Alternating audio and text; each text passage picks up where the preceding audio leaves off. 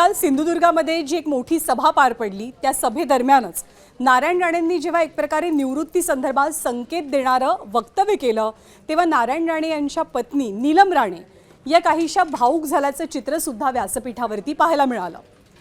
Cut कारस्थानं राज्यामध्ये किंवा राजकारणामध्ये बरीच वाढत चाललेली आहेत, त्यामुळे आता घरी बसणं मी पसंत करेन या आशयाचं वक्तव्य नारायण राणेंनी करताच नीलम राणे या काहीशा भावूक झाल्याचं पाहायला मिळालं।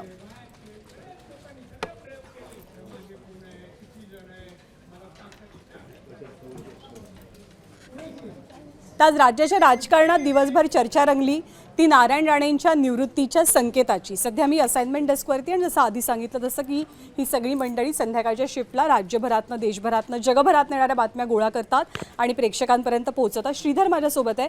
श्रीधर, या सगळ्या निवृत्तीच्या चर्चांमध्ये एक इंटरेस्टिंग गोष्ट पाहायला मिळाली की रवींद्र चव्हाणांचं नाव याच्या भोवती फिरू लागलं, त्याला नेमकं काय कारण? त्याचे मागचं कारण असं आहे की गेल्या काही दिवसांमध्ये आपण बघतोय की कोकणामध्ये रवींद्र चव्हाणांचं लक्ष गाणलेलं जास्त घालतायत असं आपल्याला जाणवलं आहे। जर आपण बघितलं तर राणे म्हणजे कोकण आणि त्यांचा तो जिव्हाळ्याचा विषय आहे, पण आता तसं राहिलं नाही आहे। विधानसभा निवडणुकीच्या वेळेससुद्धा तिकीट वाटपाची वगैरे कोकणातली जबाबदारी जी आहे ती रवींद्र चव्हाणांना देण्यात आली होती। तर आपला कोकणावरचा जो वर्चस्व आहे ते कमी होतं आहे का, पक्षांतर्गत आपल्याला स्पर्धा वाढते आहे का, असं वाटून इन्सिक्युरिटी राणेंची वाढू शकते। आणि दुसरं एकीकडे हे होत असताना रवींद्र चव्हाणांचं मात्र प्रमोशन होतं आहे, त्यांना प्रदेशाध्यक्षपद मिळालं आहे, त्यामुळे त्यांच्याशी डायरेक्ट क्रॉस पण जाणं होत नाही आहे। या सगळ्या इन्सिक्युरिटीमधनं हे घडलेलं असू शकतं। निलेश राणेंनी पण तसं एक निलेश राणेंचं वक्तव्य होतं, त्यांनी तर स्पष्ट असं म्हटलं होतं की रवींद्र चव्हाण राणेंना संपवतात असं नगरपालिकेच्या निवडणुकीच्या वेळेस बोलले होते। तर त्यांच्यातला जो काही वाद आहे तो तेव्हाही समोर आला होता।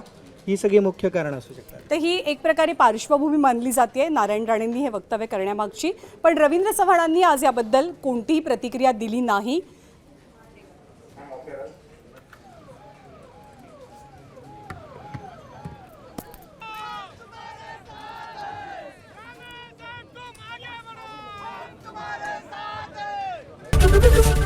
एबीपी माझा, उघडा डोळे बघा नीट।